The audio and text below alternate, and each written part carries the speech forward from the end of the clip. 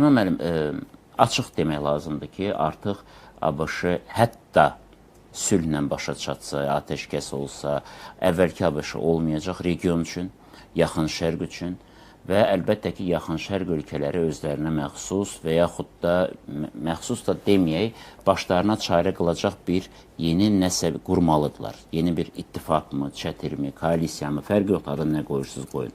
Amma görünən odur ki, yeni aktorlar ortaya çıxır. Kimlər olacaq və əsas güc mərkəzləri kimlərin arasında paylaşılacaq, sizin versiyanızı eşitmək istəyərdik. Bu bir həqiqətdir ki, bu günləri beynəlxalq münasibətlər sistemində köklü dəyişikliklər baş verməkdədir və sözün həqiqi mənasında yeni dünya nizamı formalaşır və indiki halda dünyanın yeni nizamında əsas söz sahibləri kimlər olacaq sualına ABŞ prezidenti Donald Trump belə bir cavab verib ki, dünyanı əslində 5 dövlət idarə etməlidir. Əsas dövlətlər onlar olmalıdır. O, Birləşmiş Ştatlardır, Rusiyadır, Çindir, Yaponiyadır və Hindistandır. Fikir verirsə, Avropa İttifaqı ölkələrinin adı da çəkilmir. Və yeri gəlmişkən adı da çəkilmir ifadəsini işlədərkən başqa bir məsələyə də toxunum ki, aprel ayının birində Donald Trump İranla müharibə başlayandan sonra ilk dəfə xalqa müharibə, onun mahiyyəti, vəziyyəti, Amerikanın bu məsələdəki siyasəti ilə bağlı ilk dəfə xalqa 19 dəqiqəlik müraciəti oldu. Və bu 19 dəqiqəlik müraciətinin bir yerində belə Ukraynanın adını çəkilməyib və ona dəstək məsələlər öz əksini tapmayıb. Və yeri gəlmişkən, indi Birləşmiş Ştatların 2027-ci il üçün hərbi büdcəsi müəyyən edilir və bu büdcə fantastik bir büdcədir. Bax, indi 2026-cı ildə o 901 milyard dollardan biraz artıqdırsa, 2027-ci ildə 1,5 trilyon dollar olması planlaşdırılır və həmin puldan da, vəsaitdən də Ukraynaya bir sentin belə ayrılmaması öz əksini bu büdcədə tapıb. Bax, bu dediklərimiz o qənaətə gəlməyə əsas verir ki, Birləşmiş Ştatlar üçün indiki reallıqda yenə də güc məsələsi, güc vasitəsilə öz geosiyasi ambisiyalarını, məqsədlərini həyata keçirmək əsas hədəfdir. Birləşmiş Ştatlar heç zaman olmadığı səviyyədə hərbə pul ayırır, vəsait ayırır və eyni zamanda başqa bir tendensiya da var ki, Birləşmiş Ştatlar bax, dünyanın bundan sonraki taliyə ilə bağlı məsələlərdə heç NATO-nu da güc mərkəzi kimi görmür və bu artıq bir hipoteza səviyyəsini də keçib və Trump bilirsiniz ki, NATO-nun birbaşa ittiham eləyir və artıq NATO-dan çıxmaqla hədələyir. Düzdür, NATO-dan çıxmaq məsələsi, NATO-nun buraxılması məsələsi elə də asan məsələ deyil.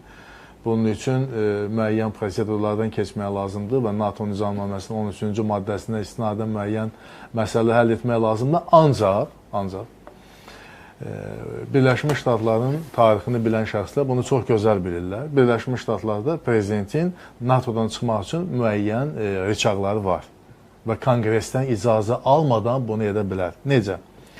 Birincisi, Birləşmiş Ştatlar NATO-nu yaradan dövlətlərdən biri olaraq 49-cu 4 aprel müqaviləsi, Vaşinqton müqaviləsi, Birləşmiş Ştatlar NATO-da üzvlüyü ilə bağlı, təmsilçiliyi ilə bağlı məsələsində moratorium qoya bilər. Və bu moratorium qeyri-müəyyən müddətə kimi də ola bilər.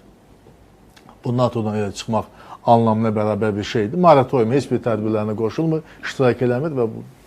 İkincisi... Üzr istəyirəm, moratorium qoyduğu təqdirdə 5-ci maddə tutaq ki, işə düşdü. Hansısa bir NATO ölkəsinə qarşı bir təcavüz. Yox, moratorium qoyun, onun fəaliyyəti dayandırılıb. Yəni, o prosesdə də qoşulmur.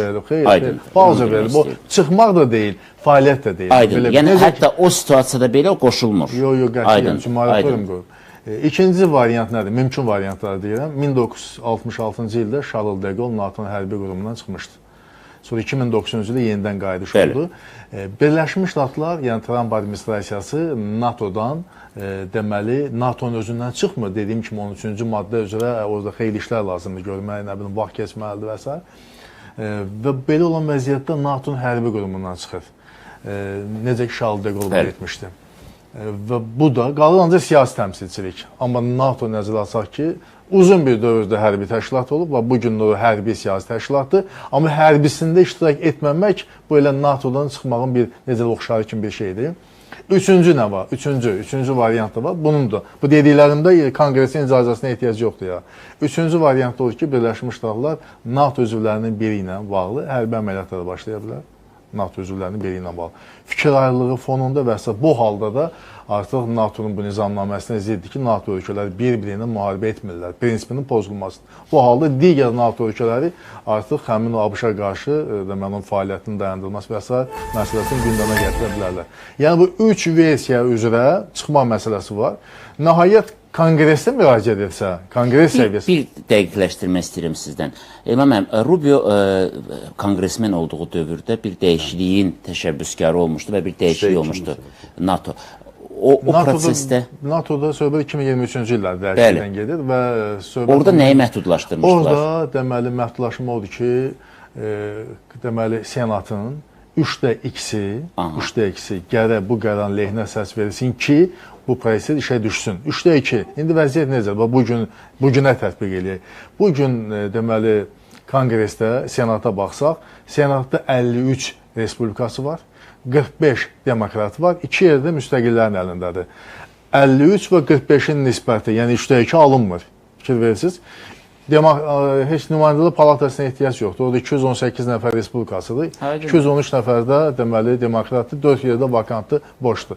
Yəni istənilən halda Konqresə müraciət edib NATO-dan çıxmaq məsələləri müşkül məsələdir. Deməli qalır bayaq mənim sizə söylədiyim moratorium, NATO-nun hərbi qurumundan çıxma və yaxud da ki, NATO ölkələrinin biri ilə hərbi əməliyyata başlayırsan, bunun üçün Konqresdən icazə almaya ehtiyac yoxdur. Müharibəyə başlayanda icazə almaya ehtiyac var. Və bununla da deməli faktiki NATO-dan çıxma məsələsi də baş tuta bilir. Yəni bu özü artıq dünyanın bizim öyrəşdiyimiz ənənəvi o geosiyasi reallıqları və güc mərkəzləri ilə bağlı ki, o yanaşma onun pozulması deməkdir. Tamamilə yeni bir mənzərədir.